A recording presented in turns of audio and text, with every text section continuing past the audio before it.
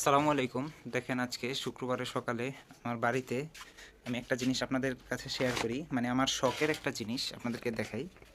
যেমন আপনারা এখানে দেখতে পাচ্ছেন মাছের কিছু খাবার। আমি মাছের খাবারগুলো কীভাবে দিই আপনাদেরকে দেখাচ্ছি।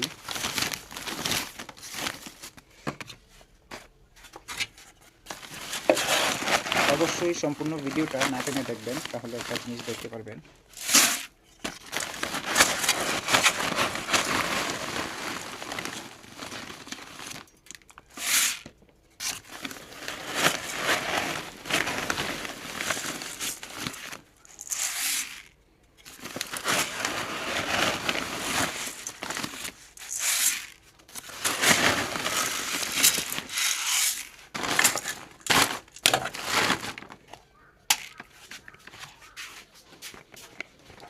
সবচাইতে মজার জিনিসটা দেখতে পারবেন এখন ইনশাল্লাহ।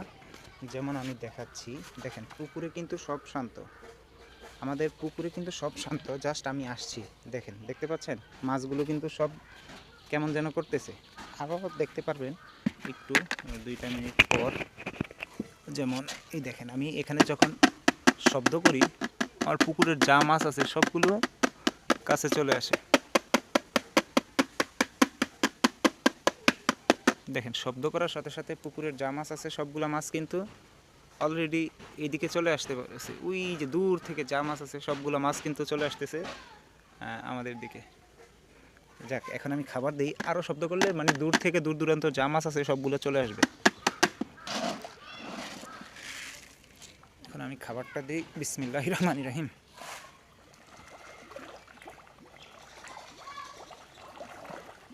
দেখেন অলরেডি সব মাছ কিন্তু চলে আসছে।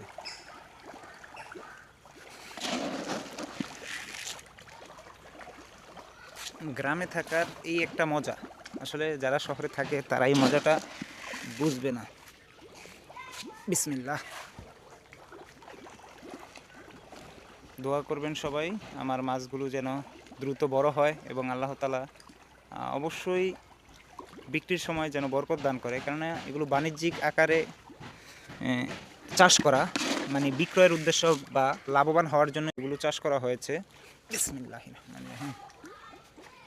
এই তো আমার মাছগুলো আলহামদুলিল্লাহ প্রায় 400 গ্রাম প্লাস হবে ম্যাক্সিমাম সাইজের ওজন। 400 গ্রামের উপরে হবে প্রতি পিস মাছের ওজন। আর চেষ্টা করতেছি ইনশাল্লাহ কয়েকদিনের মধ্যে কিছু পরিমাণ বিক্রি করব। উপরে কিছু মাছ বড় সাইজের মাছগুলো বিক্রি করে দিব, বিক্রি করে দেওয়ার পর ছোট সাইজের মাছগুলো রেখে দেব। তো আমার কাছে এই পরিবেশটা কিন্তু খুবই ভালো লাগে। আপনাদের কাছে কেমন লাগে অবশ্যই কমেন্ট করে জানাবেন। এই তো আমার পুকুর, এই আলহামদুলিল্লাহ।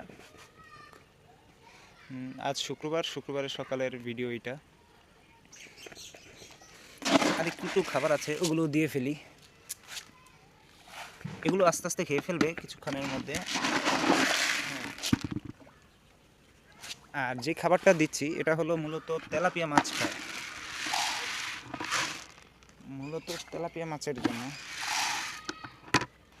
আর নিচে আরও রুই কাতলা মাছও আছে, নিচে রুই কাতলা মাছ আছে, ওগুলোর জন্য আবার বাড়তি খাবার প্রয়োজন হয়। খোল ভুসি, খোল এবং বিভিন্ন খাবার দিতে হয়। দেখেন এখানে কিন্তু পইচা বিভিন্ন দুর্গন্ধ হয়ে আছে, হ্যাঁ, বিভিন্ন ব্যাকটেরিয়ার মতো হয়ে আছে।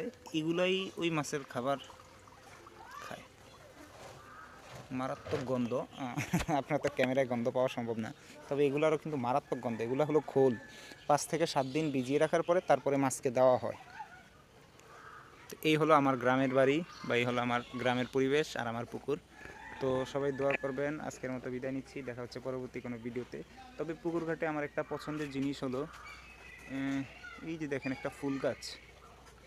পুকুরের ওই পাশের বাড়িতে একটা ফুল গাছ আছে, ওই জিনিসটা কিন্তু আমার কাছে বেশ ভালো লাগে। ওই জিনিসটা আমার কাছে কিন্তু বেশ ভালো লাগে। আর যখন আরও কিছুদিন আগে, আরও 2 মাস আগে ফুল গাছে কিন্তু প্রচুর পরিমাণে ফুল ছিল এবং গ্রান, মানে পুকুর পুরো আশেপাশে 4-5 বাড়ি এই গ্রানে ভরে গিয়েছিল ওই গাছে। তো আলহামদুলিল্লাহ মাছে খাবার খাচ্ছে।